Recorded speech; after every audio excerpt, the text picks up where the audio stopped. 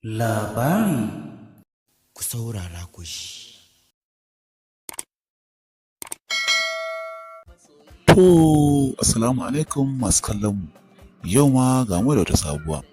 Sai dai ta yau tambaya ce. Labari ne ya biyo ta kan mata. Aka ce, duk lokacin da ka je gidan biki ka ga DJ ya kunna kiɗa, wata mace ta zaƙalƙale tana ta sheƙar rawa. Aka ce wai idan ka bincika za ka ga wai matar malam ce. Idan budurwa ce za ka ga cewa 'yar malam ce. Shin haka ne? Idan haka ne to me yasa? Mu haɗe a comment section. Mata karfa ku ɗauka da wani abu nake nufi. A'a, tambaya ce. Idan haka ne me yasa? Na ce muku mu haɗe a comment section. Ba za a ji mutuwar sarki a bakina ba.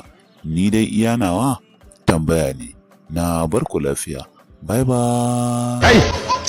Dakata da Allah. Labari. Ku saurara ku shi.